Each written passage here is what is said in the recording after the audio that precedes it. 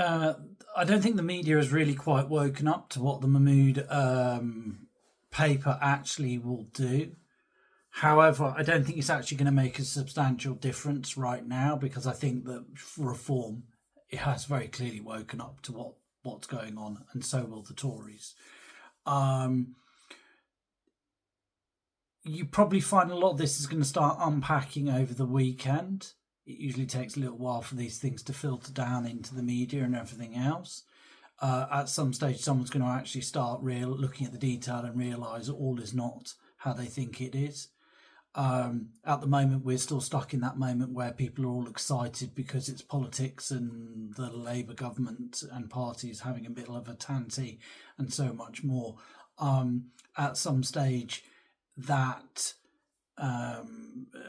entertainment, if you like, starts wearing a little bit thin and people actually start talking seriously about policy. For me, who's online a lot on Twitter and everything else, and I suppose that there are those that would refer to me as a member of the very online right, though probably they don't really understand my politics. I think it's very telling that I know quite a few people who came out of with supporting the announcement and have now done some digging and have instantly reacted against it and gone, this isn't going to work, and actually it's an effort to pull the wool over our eyes. I always like to think that, those, as I think I've said before, those people who, if you really want to actually understand what's going on in the world, you can just go look at Twitter, and generally there are people who are passionate enough about any particular subject that they cut through. They are experts in their field and they know exactly what they're talking about, and they can usually see straight through any smoke that's being deployed. I see this, for example, I'm in a climate change group on Twitter full of people who are incredibly talented and knowledgeable about the subject, net zero and everything else, far more talented and knowledgeable than I will ever be because it's their main drive in life. And so instantly you can go to these people and go, what do you think about this? And they instantly just go, blah, blah, blah, blah, and they will, have a quick read through it and will pick holes in anything. And this is the very same thing over immigration policy. If you know the right people and you circulate in the right groups, you should read it and understand it yourself. But to be honest, very quickly you can get a feel for just how good or bad something is by simply circulating amongst these people and getting a good feel for it.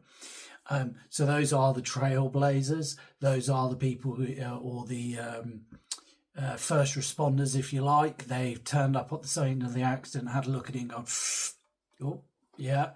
And now the crowds are going to start gathering round and start taking in the scene and actually start learning from it.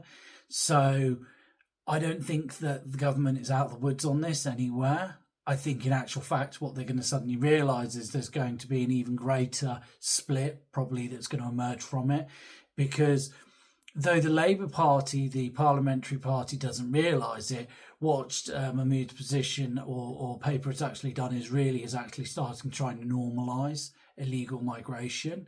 If they dug in, they should, in theory, kind of go, oh, okay, this is actually quite good. It's a clever rearguard action against very clearly the move within the public opinion and public square against immigration, but most of them aren't that sharp. So she's getting pulled in this direction, and then on the other side, like I said, Reform and the Tories are only just starting to cut through it to actually really understand what's going on. The clever, I believe Reform has come out and said they won't vote for it. I'm not sure. I have mixed views on that. I think they probably should have done, along with, and maybe the Tories should, but on the basis that they can put down some amendments to it. Because you could do a lot of you could play a lot of games here, but actually important games with the government in terms of trying to demonstrate to the country as a whole the fact that Labour is clearly not serious about getting control of this situation. And they have no control of them, and neither did the Tories, I hasten to add. The Conservatives are up to their ears in it as well.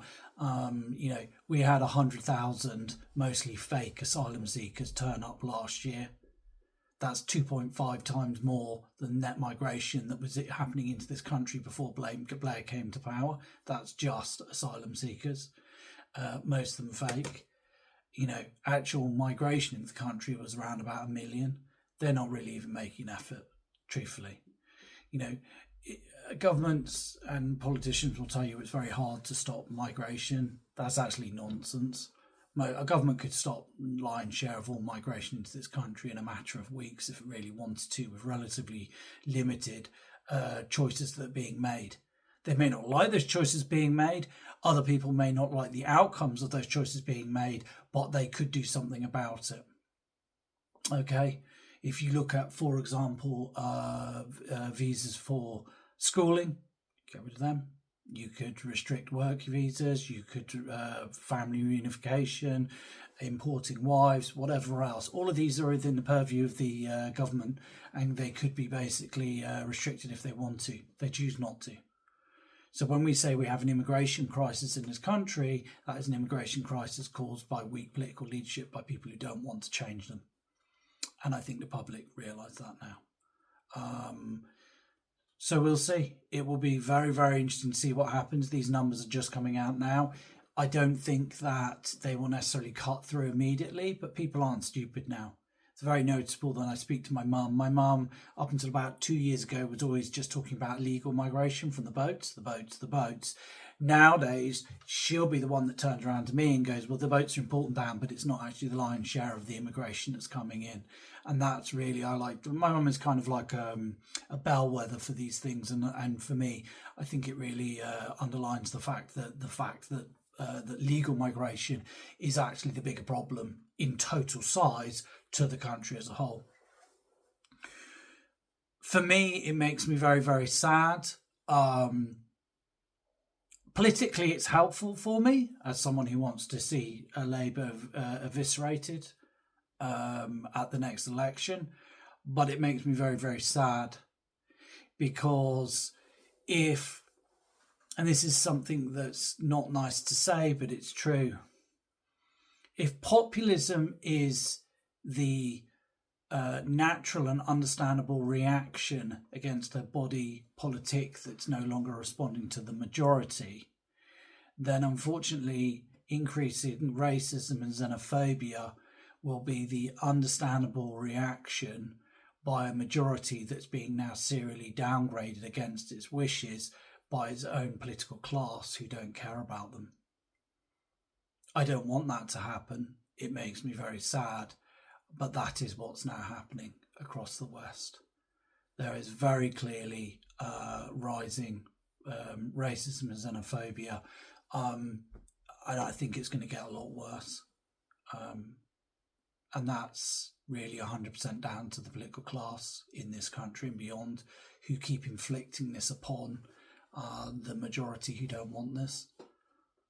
And they should take a moment and think about that.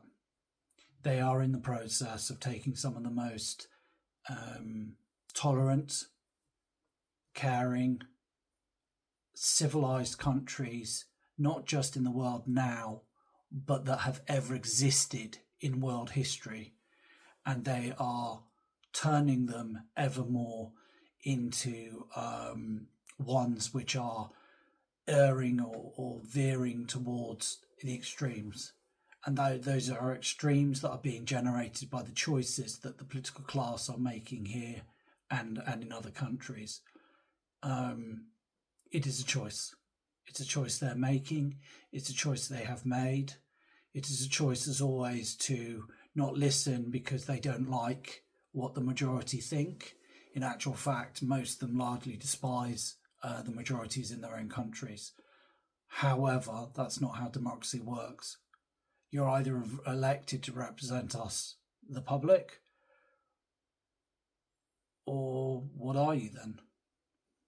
Apparently, most of these people think they owe more to minority groups. And when I say minority, not just in terms of race or religion or anything else, I'm talking about minority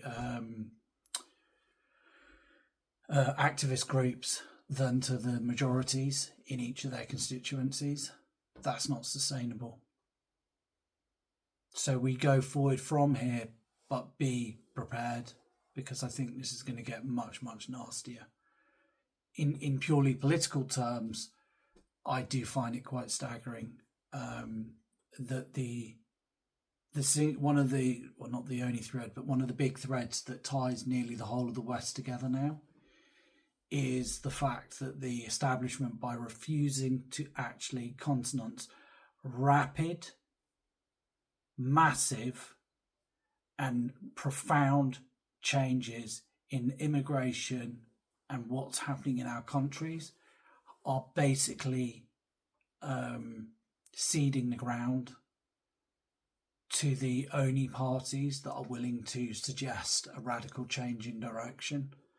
So when they sit there and wring their hands in the UK about reform, or Rassemblement National in France, or Autonom für Deutschland in Germany, Vox Popular in Spain, or anything else, what they're basically doing is they're wringing their hands about the fact that the public has had enough of them, of the political class, not listening to them on this subject and more, and are moving to the only parties that are willing to listen to them. That is not the public is being persuaded by some silver-tongued demagogue. That is simply the public has got fed up in each one of these countries as being repetitively spat in the face on this subject and more, and of going over to the one party or parties in each one of these countries that is actually listening to them and going, yeah, I get your point, let's do something about that. It is the political class across the West that has decided to walk away from the majority demos, not the other way round. And so what happens now, what is happening now, what will happen in the future, it's 100% down to them. It's not down to the public. And it makes me very, very sad that we're going in this direction, but that's where we are.